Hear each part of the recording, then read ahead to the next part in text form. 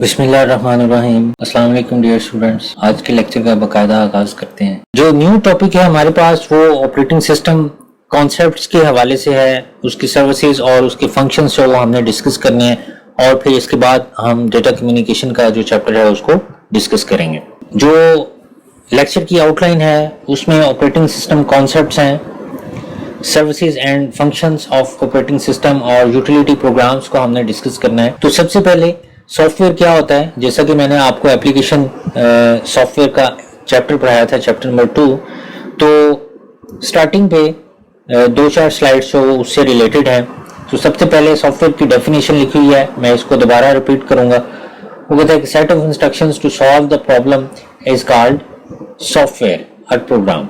कि किसी भी प्रॉब्लम को सॉल्व करने के लिए जो सेट ऑफ इंस्ट्रक्शंस होती हैं उसको सॉफ्टवेयर कहा जाता है या उसको प्रोग्राम का नाम दिया जाता है। हमारे पास डिफरेंट टाइप के प्रोग्राम्स अवेलेबल हैं। एक को वो कहते हैं सिस्टम सॉफ्टवेयर कहा जाता है और दूसरे को एप्लीकेशन सॉफ्टवेयर कहा जाता है। हम दोनों को जो वो स्टडी कर चुके हैं। यहाँ पर वंस अगेन जो मैं रिपीट कर देता हूँ, सिस्टम सॉफ्टवेयर क्या होता है। वो कहता है system software consist of programs that control और maintain the operations of the computer and its devices.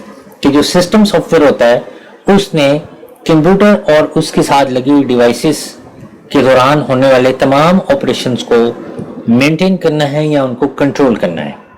So system software की हमारे पास 2 टाइप्स हैं। एक वो कहता है ऑपरेटिंग सिस्टम है और दूसरा यूटिलिटी प्रोग्राम्स है। एप्लीकेशन सॉफ्टवेयर क्या है हमारे पास, चूंकि हमने 2 सॉफ्टवेयर की टाइप्स पढ़ी थी, ने कहा था एक सिस्टम सॉफ्टवेयर है और दूसरा एप्लीकेशन सॉफ्टवेयर है। फिर सिस्टम सॉफ्टवेयर की डेफिनेशन पढ़ी और अब एप्लीकेशन सॉफ्टवेयर की डेफिनेशन हम पहले भी पढ़ चुके हैं। वंस अगेन मैं यहाँ पर रिपीट कर देता हूँ कि जो एप्लीकेशन सॉफ्टवेयर है वो यूजर स्पेसिफिक टास्क्स को कंप्लीट करने के लिए बनाया जाता है और इसकी वैरायटी ऑफ फॉर्म्स है। सो जो हमारा मेन टारगेट है इस चैप्टर में वो ऑपरेटिंग सिस्टम के हवाले से हमने डिस्कशन कंटिन्यू करनी है। यानी सिस्टम सॉफ्टवेयर की जो टाइप है ऑपरेटिंग सिस्टम और यूटिलिटी प्रोग्राम्स। पहले हम ऑपरेटिंग सिस्टम को डिस्कस करेंगे, उसके बाद फिर हम यूटिलिटी प्रोग्राम्स को डिस्कस करेंगे। तो सबसे पहले ऑपरेटिंग सिस्टम क्या होता है। The operating system is a set of programs that manage all computer components and operations.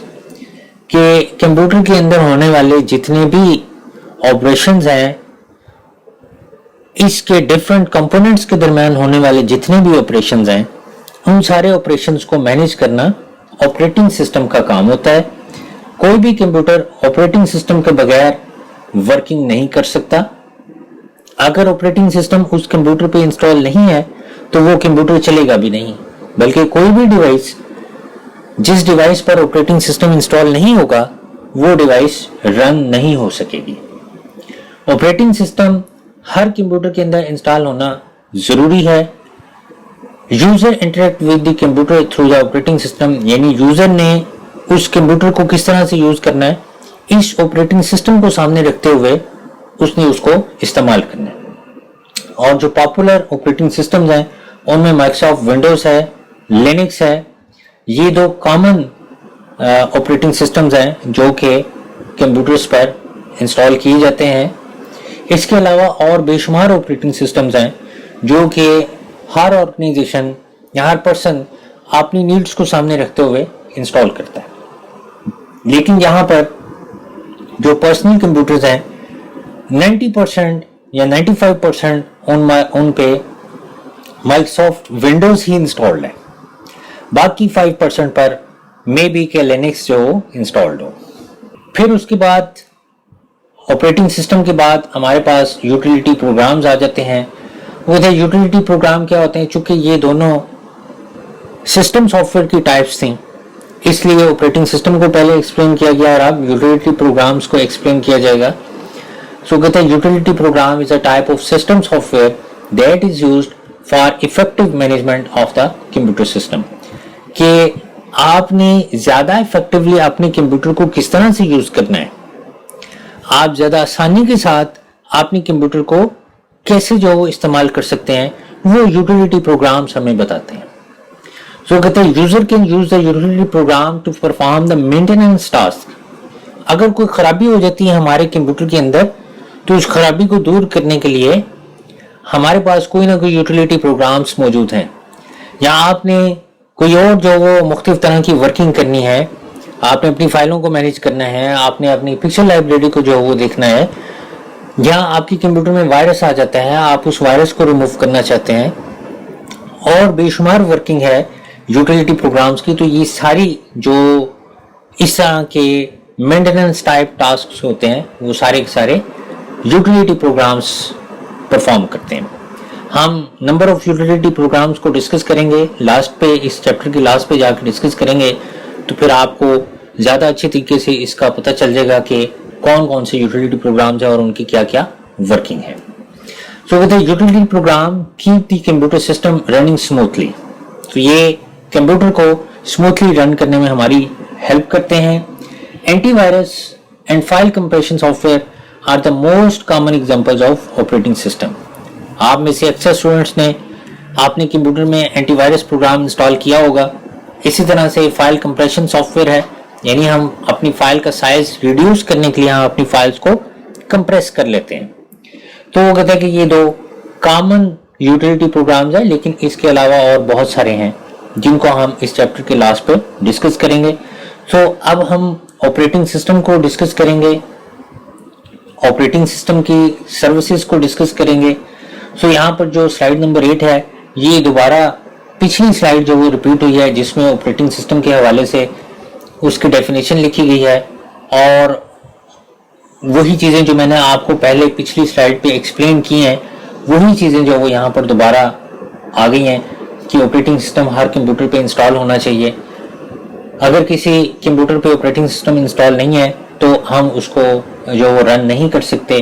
वो कहता है जब कंप्यूटर टर्न ऑन किया जाता है तो ऑपरेटिंग सिस्टम कंप्यूटर के साथ लगे हुए जितने भी पार्ट्स होते हैं उन सारों को चेक करता है और उसकी जो फंक्शनैलिटी है वो ताकि प्रॉपरली जो वो परफॉर्म की जा सके। तो कहता है operating system manage all the operations on the network after on the computer after loading. कि जो ऑपरेटिंग सिस्टम है उसने कंप्यूटर में जब ऑपरेटिंग सिस्टम लोड हो जाता है तो लोड होने के बाद फिर जितने भी ऑपरेशंस हैं वो सारे ऑपरेटिंग सिस्टम के की रिस्पॉन्सिबिलिटी होती है जिनको वो परफॉर्म करता है। सो हम ऑपरेटिंग सिस्टम की एक ज़्यादा प्रिसाइज डेफिनेशन जो वो इस स्लाइड नंबर 9 पे जो डिस्कस करेंगे, जिसमें वो कहता है अगर आप इस फिगर को ध्यान से देखें तो इसमें वो कहता है कि यूजर है, यूजर ने एप्लीकेशन प्रोग्राम को यूज करना है और एप्लीकेशन प्रोग्राम ऑपरेटिंग सिस्टम के साथ वर्किंग करता है। अगर ऑपरेटिंग सिस्टम होगा तो एप्लीकेशन प्रोग्राम इंस्टॉल हो सकेगा, अगर ऑपरेटिंग सिस्टम नहीं होगा तो एप्लीकेशन प्रोग्राम भी इंस्टॉल नहीं हो सकेगा। सो ऑपरेटिंग सिस्टम ने फिर फर्दर हार्डवेयर के साथ कम्युनिकेट करना है, लिहाजा वो कहता है कि यूजर बेसिकली हार्डवेयर को यूज करना चाहता है तो वो किस तरह से यूज करता है। यूजर ने तो एप्लीकेशन प्रोग्राम को यूज करना है, application program further operating system के साथ कम्युनिकेट करता है, ऑपरेटिंग सिस्टम ने फिर डायरेक्टली हार्डवेयर के साथ कम्युनिकेशन करनी है और फिर जो भी कम्युनिकेशन होगी वो via operating system application software को दी जाएगी और एप्लीकेशन सॉफ्टवेयर फिर फर्दर आगे जो यूजर है उसको वो इंफॉर्मेशन डिस्प्ले करेगा। सो इस पिक्चर को सामने रखते हुए वो कहता है the figure below shows that an operating system is a set of programs that act as an interface between user and the computer and the computer hardware। कि जो इंटरफेस है ऑपरेटिंग सिस्टम वो बेसिकली वो कहता है कि hardware और user के दरमियान एक इंटरफेस का काम करता है। अगर ये इस इंटरफेस को बीच में से निकाल दिया जाए तो यूजर फिर हार्डवेयर के साथ डायरेक्टली कम्युनिकेट नहीं कर सकता। सो कहता है कि operating system is a set of program that act as an interface between a user of computer and computer hardware. यानी ये यूजर है इस कंप्यूटर का और ये हार्डवेयर है, तो इन दोनों के दरमियान एक इंटरफेस का काम करता है जो ऑपरेटिंग सिस्टम होता है। अगर आप ऑपरेटिंग सिस्टम को बीच में से निकाल देते हैं तो फिर यूजर इस हार्डवेयर को कभी भी यूज नहीं कर सकेगा। आप खुद एग्जामिन कर लें कि अगर कंप्यूटर के अंदर जो विंडोज है अगर वो खराब हो जाए, अगर उसकी कोई फाइल जो वो करप्ट हो जाए, वो सही तरह से रन ना हो, तो कंप्यूटर तो चल ही नहीं सकता। जब तक ऑपरेटिंग सिस्टम प्रॉपरली रन नहीं होगा, हम ना तो कंप्यूटर को इस्तेमाल कर सकते हैं, ना ही इवन उसमें किसी किस्म का कोई प्रोग्राम चला सकते हैं।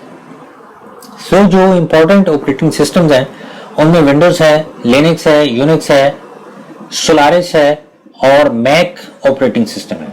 मैक, इसका पूरा नाम मैकिन्टॉश ऑपरेटिंग सिस्टम है। मैकिन्टॉश बेसिकली एप्पल की ब्रांड है जो कि कंप्यूटर्स पर जो है वो मैकिन्टॉश ऑपरेटिंग सिस्टम इंस्टॉल करती है। जिस तरह एप्पल ने जो फ़ोन बनाया है आईफोन, उस पर iOS ऑपरेटिंग सिस्टम इंस्टॉल है, वैसे ही जो एप्पल ब्रांड के पर्सनल कंप्यूटर्स हैं उन पर मैक ऑपरेटिंग सिस्टम या मैकिन्टॉश ऑपरेटिंग सिस्टम इंस्टॉल्ड होता है। सोलारिस बेसिकली एक सन ब्रांड है, उसकी सन सोलारिस इसको कहा जाता है। ये भी ऑपरेटिंग सिस्टम है। यूनिक्स, लिनक्स भी ऑपरेटिंग सिस्टम है और विंडोज भी ऑपरेटिंग सिस्टम है। तो मैंने आपको बताया कि हमारे यहाँ हमारे कंट्री में 95% जो पर्सनल कंप्यूटर्स हैं उन पर विंडोज ऑपरेटिंग सिस्टम इंस्टॉल्ड होता है। सो हर ऑर्गेनाइजेशन जो है उसकी अपनी जो नीड्स होती हैं, सो हर ऑपरेटिंग सिस्टम की अपनी अपनी करैक्टरिस्टिक्स हैं। हम आगे चल के डिस्कस करेंगे कि कौन कौन सा ऑपरेटिंग सिस्टम क्या क्या सर्विसेज हमें प्रोवाइड करता है, तो वहाँ से आपको उनका आइडिया हो जाएगा कि क्या क्या जो वो ये हमें फैसिलिटीज़ देते हैं। तो उन फैसिलिटीज़ को सामने रखते हुए हम वो ऑपरेटिंग सिस्टम जो वो अपने कंप्यूटर में इंस्टॉल कर लेते हैं।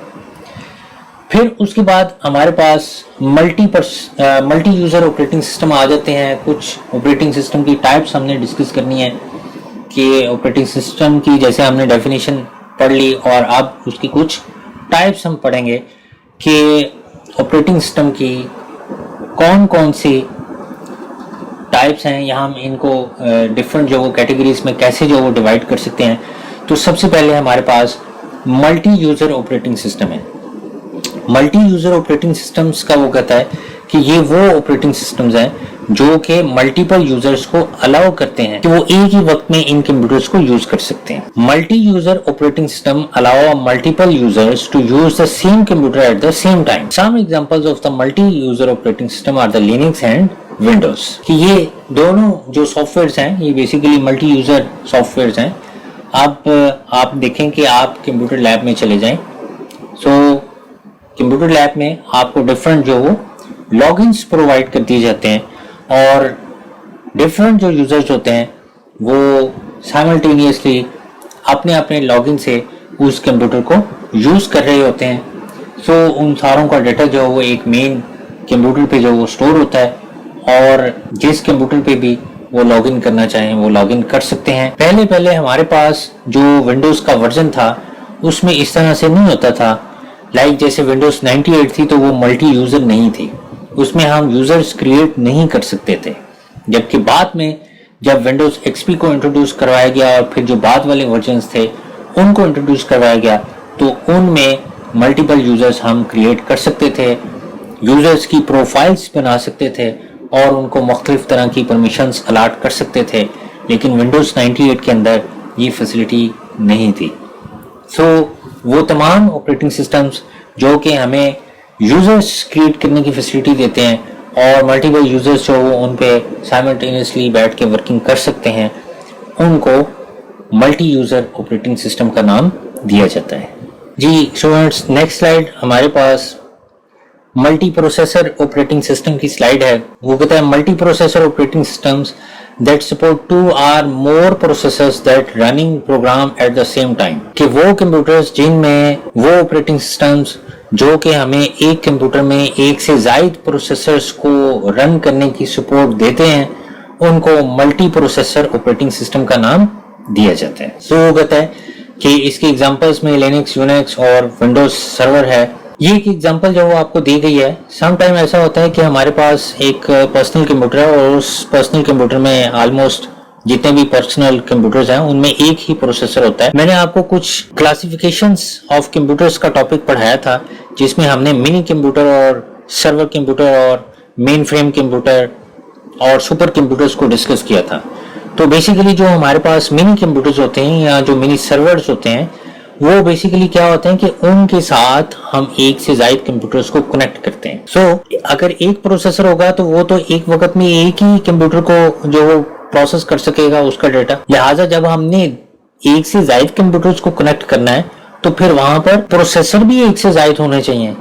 इसलिए हमने जब मिनी कंप्यूटर को डिस्कस किया था तो हमने पढ़ा था वहां पर कि मिनी कंप्यूटर में एक से ज्यादा प्रोसेसर्स लगे हुए होते हैं, ठीक है। हंड्रेड्स के लिहाज से उसमें प्रोसेसर्स मौजूद होते हैं। यही वजह है कि हंड्रेड्स यूजर्स को साइमल्टेनियसली वो मिनी कंप्यूटर्स एट ए टाइम रिस्पॉन्ड करते हैं। लिहाजा अगर आप इस पिक्चर को देखें तो इसमें देखें कि 1 सीपीयू है, अगेन एक सीपीयू है, अगेन एक सीपीयू है, यानी 3 प्रोसेसर्स इस डायग्राम में आपको शो हो रहे हैं।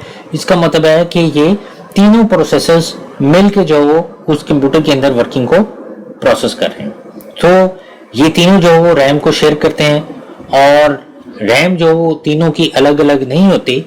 वो कहता है तीनों जो वो उस सिस्टम के अंदर जितनी भी रैम लगी होती है, जितनी भी उसकी मेमोरी होती है, प्रोसेसर्स डिफरेंट होते हैं, प्रोसेसर्स मल्टीपल होते हैं, लेकिन रैम मल्टीपल नहीं होती है, रैम एक ही होती है और वो सारों की एक ही रैम होती है, मेन मेमोरी जिसको कहा जाता है। तो वो सारे प्रोसेसर्स जो वो उस मेन मेमोरी को जो वो यूज करते हैं और यूजर के जितने भी टास्क होते हैं उसको रिस्पॉन्ड करते हैं।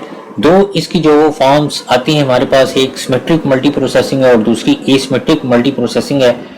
यहाँ पर डिफरेंस जो वो डायग्राम से जो वो डिफरेंस आप जो वो ज़हन-नशीन कर लें कि जो हमारे पास सिमेट्रिक मल्टी प्रोसेसिंग होती है, इसमें वो कहता है कि जितने भी प्रोसेसर्स होते हैं, सारे के सारे प्रोसेसर्स जो होते हैं, ये जो प्रोसेसर्स हैं CPU 1, CPU 2, CPU 3 लिखा हुआ है, तो ये जो P1, P2, P3 लिखा हुआ है, ये बेसिकली प्रोसेसेस हैं।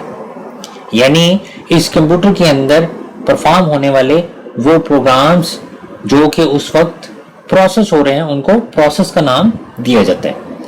यानी वो प्रोग्राम जो कि उस वक्त रन हो रहे हैं, उनको प्रोसेस का नाम दिया जाता है। तो वो कहता है कि ये जो CPU 1, 2 और 3 हैं, ये इन तीनों प्रोसेसेस पे जो वो वर्किंग करते हैं, मिल के वर्किंग करते हैं, मिल के अपना टास्क जो वो डिवाइड करते हैं, और फिर ये वर्किंग जो वो जो एट द एंड जितना भी इनका टास्क होता है वो फिर फर्दर जो वो उसको कर लिया जाता है, इकट्ठा कर लिया जाता है। तो जो सिमेट्रिक मल्टी प्रोसेसिंग होती है उसमें वो कहता है कि जो मेमोरी होती है उसको शेयर किया जाता है, जबकि जो एसिमेट्रिक मल्टी प्रोसेसिंग है उसमें मेमोरी को शेयर नहीं किया जाता। जबकि तमाम जो प्रोसेसर्स होते हैं उनमें एक प्रोसेसर जो होता है वो मास्टर प्रोसेसर होता है और बकिया जो प्रोसेसर्स होते हैं वो स्लेव प्रोसेसर्स होते हैं। तो जो मास्टर प्रोसेसर होता है वो वर्किंग डिवाइड करता है स्लेव प्रोसेसर्स में, और फिर जो स्लेव प्रोसेसर्स हैं वो अपनी वर्किंग परफॉर्म करने के बाद मास्टर प्रोसेसर को दोबारा से वो सबमिट करवाते हैं, और फिर मास्टर प्रोसेसर जो आमतौर पर जो इनपुट और आउटपुट है वो मास्टर प्रोसेसर ने परफॉर्म करनी होती है। सो वो कहता है कि मास्टर प्रोसेसर जब अपनी वर्किंग डिवाइड करता है तो जो स्लेव प्रोसेसर्स हैं वो इंडिविजुअली जो उस वर्किंग पे वो वर्कआउट करते हैं, और जो भी उनका रिजल्ट आता है वो मास्टर प्रोसेसर को सबमिट करते हैं, और मास्टर प्रोसेसर ने फिर वो रिजल्ट कंबाइन करके तो आगे यूजर को डिस्प्ले करना होता है। लिहाजा वो कहता है कि जो सिमेट्रिक मल्टी प्रोसेसिंग होती है इसमें कोई भी प्रोसेसर फ्री नहीं होता, सारे जो वो इक्वली टास्क डिवाइड करते हैं और अपना अपना वर्क जो वो कर देते हैं। जबकि एसिमेट्रिक मल्टी प्रोसेसिंग में वो कहता है कि एक जो प्रोसेसर होता है वो मास्टर होता है, बाकी सारे स्लेव होते हैं। मास्टर प्रोसेसर जो वो अपनी वर्किंग डिवाइड करता है स्लेव्स के अंदर, और फिर स्लेव्स अपनी वर्किंग सबमिट करते हैं मास्टर प्रोसेसर की, और मास्टर जो वो फिर आगे जो आउटपुट है वो डिस्प्ले करते हैं। तो इस तरह से जो मल्टी प्रोसेसर ऑपरेटिंग सिस्टम्स हैं ये वर्किंग परफॉर्म। जी, इसमें किसी किस्म का कोई क्वेश्चन है तो आप मेरे से पूछ सकते हैं, मैं दोबारा से जो वो इस स्लाइड को एक्सप्लेन कर दूंगा। अगर कोई क्वेश्चन है तो मुझे बता दें। अच्छा जी, उसके बाद नेक्स्ट जो हमारे पास स्लाइड है वो मल्टीटास्किंग ऑपरेटिंग सिस्टम की स्लाइड है। वो कहता है multitasking operating system that can execute more than one programs at the same time, कि वो ऑपरेटिंग सिस्टम जो कि एक वक्त में एक से ज्यादा प्रोग्राम्स को रन करते थे, मल्टीपल टास्क्स जिन पर एक वक्त में रन होते थे, उनको मल्टीटास्किंग ऑपरेटिंग सिस्टम का नाम दिया जाता है। एग्जांपल्स में लिनक्स है, यूनिक्स है, विंडोज है। आप देखें विंडोज में बहुत सारे प्रोग्राम जो एट ए टाइम हम रन करते हैं। चूंकि एट ए टाइम बहुत सारे प्रोग्राम्स हम रन करते हैं, तो इसलिए जो विंडोज है वो मल्टीटास्किंग ऑपरेटिंग सिस्टम है, यानी इनमें मल्टीपल टास्क यूजर के रन होते हैं साइमल्टेनियसली। कुछ ऐसे भी हमारे पास ऑपरेटिंग सिस्टम्स हैं कि जिनमें हम एक वक्त में सिर्फ और सिर्फ एक ही टास्क रन कर सकते हैं, और दूसरा टास्क जब आपने रन करना है तो पहले टास्क को आपने एंड करना होता है। इसकी एग्जांपल डॉस है, जिसको डिस्क ऑपरेटिंग सिस्टम कहा जाता है। ये आगे चल के जो वो आप इसको पढ़ेंगे, तो जो डॉस है उस पे जब हम एक प्रोग्राम चलाते हैं तो दूसरा प्रोग्राम चलाने से पहले पहला प्रोग्राम जो हमने रन किया हुआ है उसको पहले हम बंद करते हैं, और बंद करने के बाद फिर हम दूसरा प्रोग्राम चला सकते हैं। ऐसा नहीं होता है जैसे विंडोज में हमने कई प्रोग्राम्स जो वो एक ही वक्त में जो चलाए हुए हो। तो वो कहता है कि मल्टीटास्किंग का मतलब ये है कि मल्टीपल टास्क जिनमें रन हो सकते हैं जिन ऑपरेटिंग सिस्टम्स में साइमल्टेनियसली, उसको मल्टीटास्किंग ऑपरेटिंग सिस्टम का नाम दिया जाता है। फिर उसके बाद हमारे पास मल्टी थ्रेडिंग ऑपरेटिंग सिस्टम आ जाते हैं। वो कहते हैं multi threading operating system that allow the different parts of the program to run simultaneously, कि कुछ ऐसे प्रोग्राम्स होते हैं, समटाइम ऐसे प्रोग्राम्स आप जिनको रन करते हैं तो वो बस एक ही विंडो के अंदर जो रन होते हैं, आप दोबारा जब उस पर क्लिक करते हैं तो वो दोबारा जो प्रोग्राम आपको कहते हैं कि ये प्रोग्राम ऑलरेडी जो हो रनिंग है, तो आप इसको दोबारा रन नहीं कर सकते। लेकिन कुछ प्रोग्राम्स होते हैं जिनको आप जो दो विंडोज के अंदर भी जो ओपन कर सकते हैं, लाइक जैसे माइक्रोसॉफ्ट वर्ड है या पावर पॉइंट है। मैं अगर दो फाइल्स भी पावर पॉइंट की ओपन करना चाहूँ तो दो अलग अलग विंडोज में ओपन कर सकता हूँ। लिहाजा प्रोग्राम तो हमारे पास एक ही है पावर पॉइंट, लेकिन उसके दो इंटरफेसेस जो हमें नजर आ रहे हैं, तो इसको मल्टी थ्रेडिंग का नाम दिया जाता है, यानी that allow the different parts of the program to run simultaneously. कि फाइल एक्चुअली हमारे पास वर्ड की जो एग्जीक्यूटेबल फाइल है वो एक ही है, लेकिन वो मल्टीपल इंटरफेसेस के साथ जो वो हमारी स्क्रीन पे हमें नजर आ रही है, और हर स्क्रीन पे हर इंटरफेस पे हम जो वर्किंग करना चाहें वो हम वर्किंग उस पर कर सकते हैं। लिहाजा इस तरह का जो हमारे पास ऑपरेटिंग सिस्टम होता है जो हमें मल्टीपल जो थ्रेड्स बना के एप्लीकेशन के प्रोवाइड करता है, जो मल्टीपल थ्रेड्स के साथ जो वो एक्टिविटीज जो परफॉर्म करता है, या हमें फैसिलिटी देता है कि मुख्तलिफ प्रोग्राम्स के डिफरेंट थ्रेड्स जो बना दिए जाएं, उसको मल्टी थ्रेडिंग ऑपरेटिंग सिस्टम का नाम दिया जाता है, जिसमें लिनक्स है, यूनिक्स है और विंडोज है। फिर उसके बाद टाइम शेयरिंग ऑपरेटिंग सिस्टम्स आ जाते हैं। वो कहता है time sharing operating systems allows many users to share the computer simultaneously, कि बहुत सारे यूजर्स जो वो साइमल्टेनियसली कंप्यूटर को जो वो शेयर करते हैं। वो कहता है it is used when the several users are linked together, linked through the communication network to a single computer, कि एक ही कंप्यूटर के साथ मल्टीपल यूजर, एक ही नेटवर्क पे मल्टीपल यूजर्स जो वो आपस में कनेक्ट हो जाते हैं, और मल्टीपल यूजर्स जो वो कनेक्ट होने के बाद उस कंप्यूटर को जो वो यूज करते हैं। इसको टाइम शेयरिंग ऑपरेटिंग सिस्टम का नाम दिया जाता है, जिसमें लिनक्स, यूनिक्स, विंडोज सर्वर, ये सारे के सारे ऑपरेटिंग सिस्टम जो वो टाइम शेयरिंग ऑपरेटिंग सिस्टम कहलाते हैं। फिर उसके बाद ऑपरेटिंग सिस्टम के फंक्शंस आ जाते हैं कि ऑपरेटिंग सिस्टम क्या क्या फंक्शंस परफॉर्म कर सकता है। Whether operating system is a set of programs containing the instructions that work together to coordinate all the activities among the computer hardware resources, कि जो ऑपरेटिंग सिस्टम है उसने कंप्यूटर हार्डवेयर के दरमियान होने वाली जितनी भी एक्टिविटीज हैं उन सारों को कोऑर्डिनेट करना है, उन सारों को मेंटेन करना है, या उन सारों को मैनेज करना है। जितने भी ऑपरेशंस कंप्यूटर सिस्टम के दरमियान परफॉर्म किए जाते हैं उन सारों को मैनेज करना ऑपरेटिंग सिस्टम की रिस्पॉन्सिबिलिटी होती है।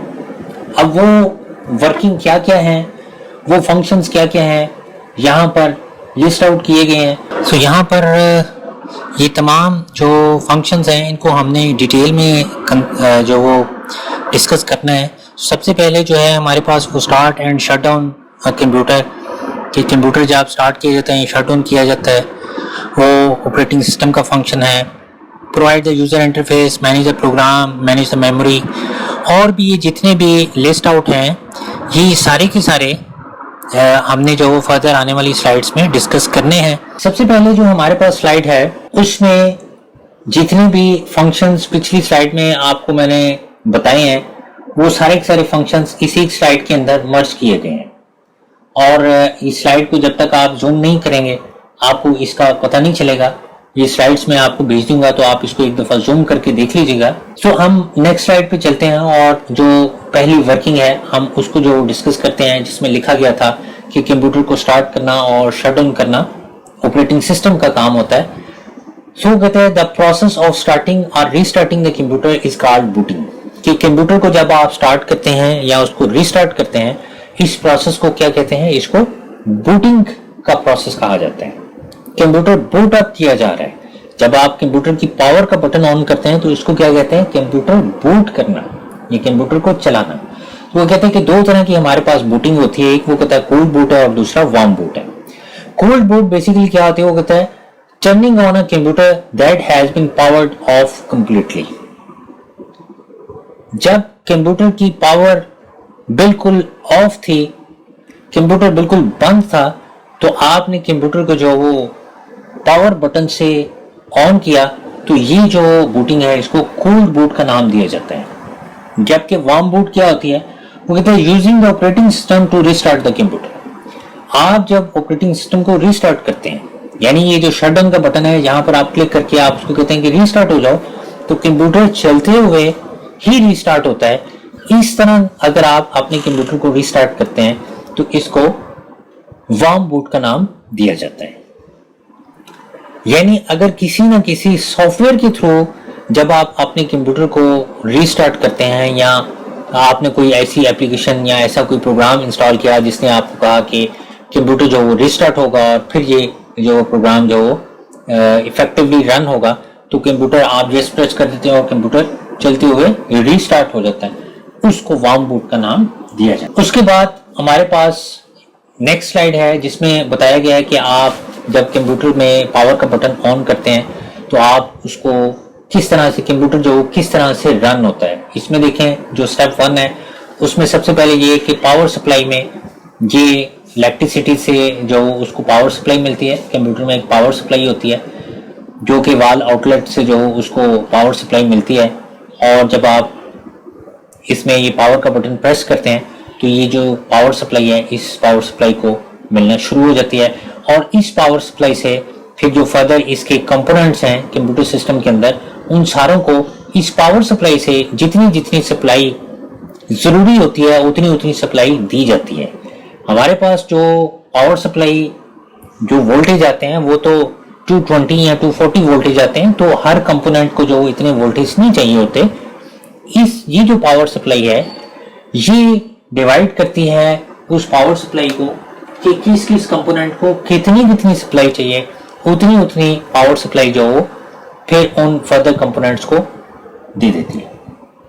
स्टेप 2 में देखें वो कहता है the processor find the ROM chip, जो रीड ओनली मेमोरी यानी जो बायोस होती है, बेसिक इनपुट आउटपुट सिस्टम। जब मैंने आपको रोम का चैप्टर पढ़ाया था तो उसमें मैंने बायोस का आपको बताया था कि बेसिक इनपुट आउटपुट सिस्टम है जिसने हमारे कंप्यूटर को चेक करना है, कुछ वर्किंग जो कंप्यूटर को चलाने से पहले उसने एक टेस्ट जो परफॉर्म करना होता है, और वो बेसिकली जो बेसिक इनपुट आउटपुट सिस्टम है वो हमारे सिस्टम को रन करने में हमारी हेल्प करता है।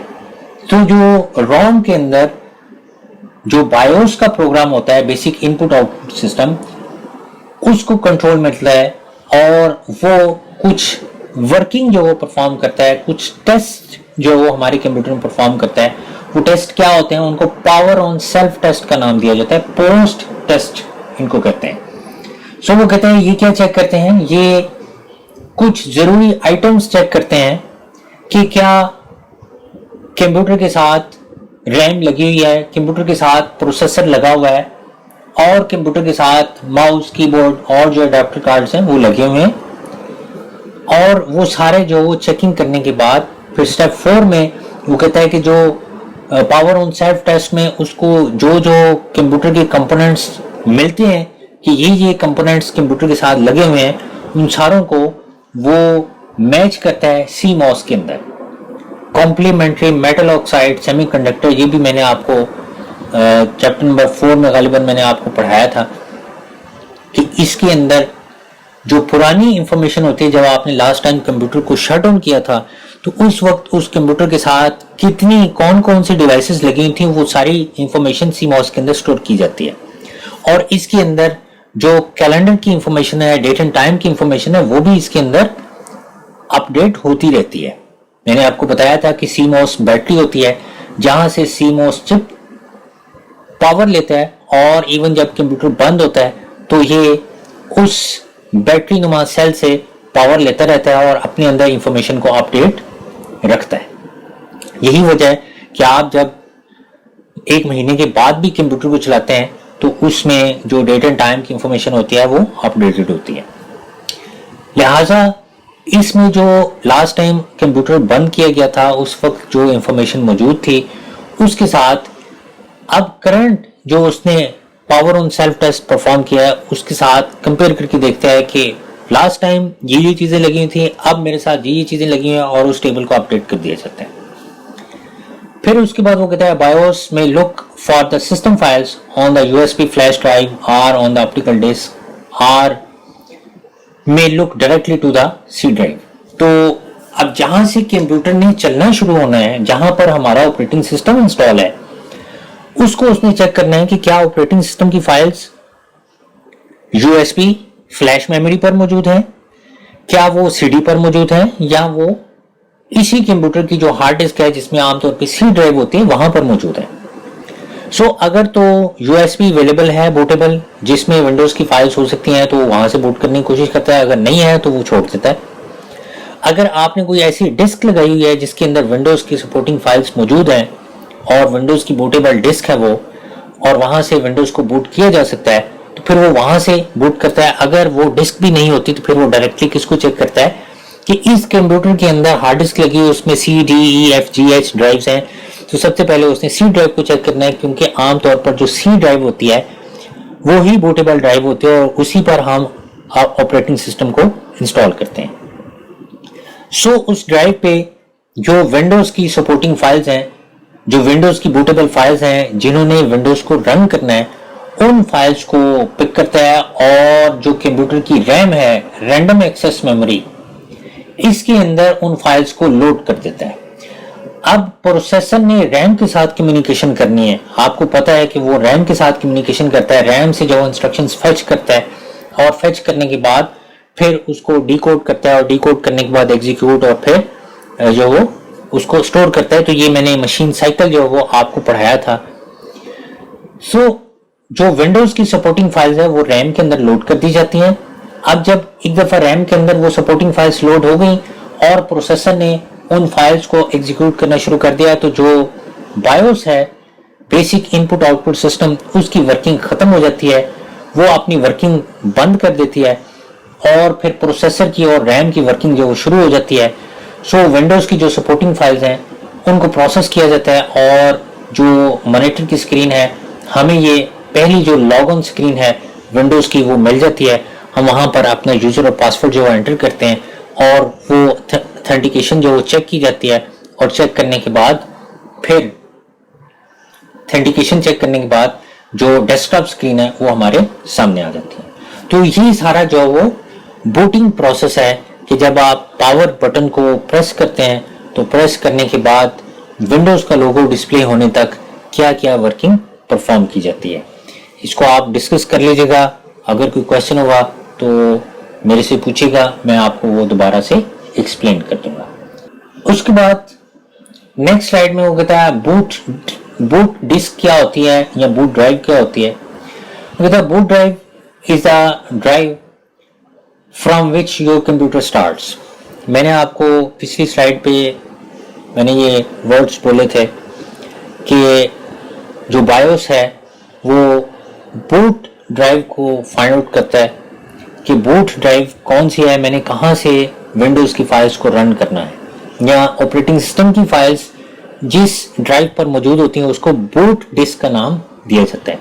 और आमतौर पर ये जो बूट डिस्क होती है वो हमारे कंप्यूटर की सी ड्राइव होती है।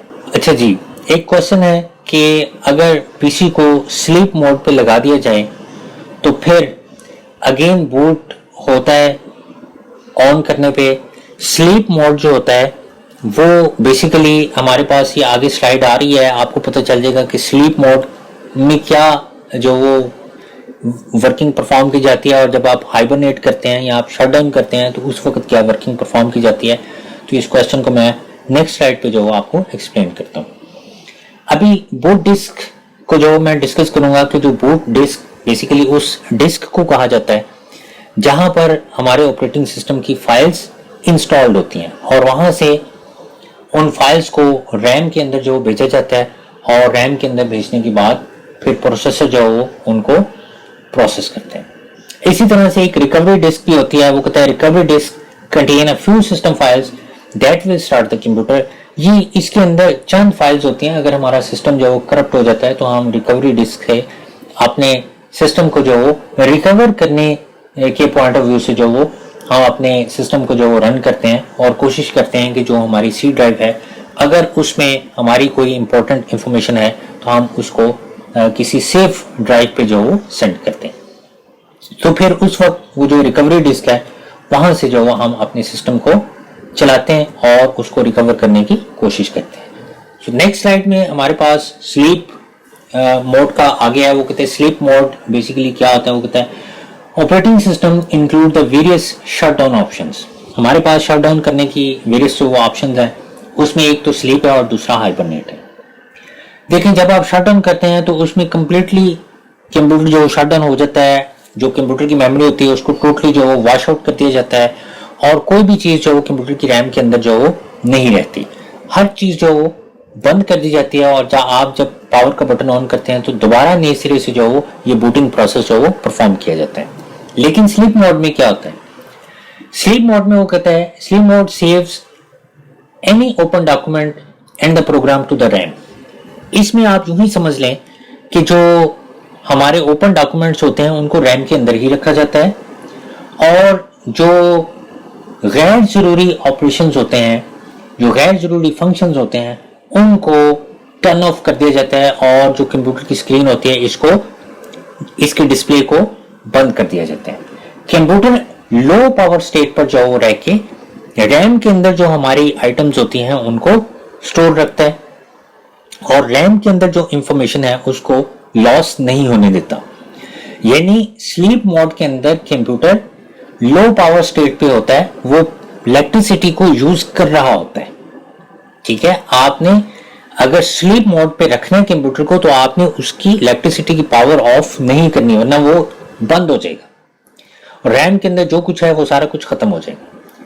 आप जब कोई भी बटन प्रेस करते हैं या वेकअप की की प्रेस करते हैं तो कंप्यूटर दोबारा से वेकअप होता है। अब इस प्रोसेस में ये जब स्लीप से वेकअप होता है तो वो बूटिंग प्रोसेस नहीं परफॉर्म करना उसने, वो ऑलरेडी जो परफॉर्म कर चुका हुआ है, वो सिर्फ उस वक्त उसने परफॉर्म करना है जब आपने कंप्यूटर को शट डाउन करना है या आपने कंप्यूटर को रीस्टार्ट किया है। स्लीप मोड के अंदर जो बूट प्रोसेस मैंने आपको बताया कि इलेक्ट्रिसिटी जो वो पावर सप्लाई को इलेक्ट्रिसिटी मिलती है और फिर वो जो फर्दर बायोस को देता है और बायोस ने पावर ऑन सेल्फ टेस्ट, ये चीजें परफॉर्म नहीं की जाती स्लीप मोड के अंदर। स्लीप मोड के अंदर जस्ट जो जरूरी ऑपरेशंस हैं उनको परफॉर्म किया जाता है और कंप्यूटर की स्क्रीन जो वो ऑन हो जाती है, आप लॉग इन करते हैं और जो प्रोग्राम आपका जहां जहां पर मौजूद होता है आपको वहीं पर जो वो मिलता है। जबकि हाइबरनेट के अंदर क्या किया जाता है, हाइबरनेट की भी एक ऑप्शन होती है, वो कहता है hibernate saves any open document and the program to the hard disc.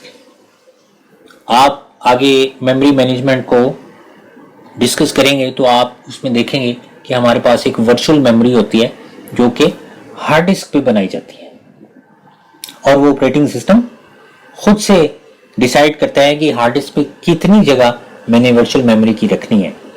तो वो जो वर्चुअल मेमोरी होती है उस पे जब हम अपने कंप्यूटर को हाइबरनेट करते हैं तो हाइबरनेट करने का जो प्रोसेस होता है, इसमें जो हमारे डॉक्यूमेंट्स, ओपन डॉक्यूमेंट्स और जो प्रोग्राम्स होते हैं उनको हार्ड डिस्क के उस पोर्शन पर उस पोर्शन पर स्टोर किया जाता है जिसको वर्चुअल मेमोरी कहा जाता है। सो वो कहता है कि कंप्यूटर की पावर जो वो रिमूव करने से पहले वहां पर जो स्टोर किया जाता है, और जब आप कंप्यूटर को दोबारा ऑन करते हैं तो ऑन करने के बाद क्या होता है कि वो जो वर्चुअल मेमोरी के अंदर जो आपके आइटम्स होते हैं उनको दोबारा वहीं से रिकवर कर लिया जाता है। सो ये दो हमारे पास जो ऑप्शंस थी कि जब हम कंप्यूटर को शट डाउन करते हैं तो या तो हम उसको स्लीप कर सकते हैं या हम उसको हाइबरनेट कर सकते हैं।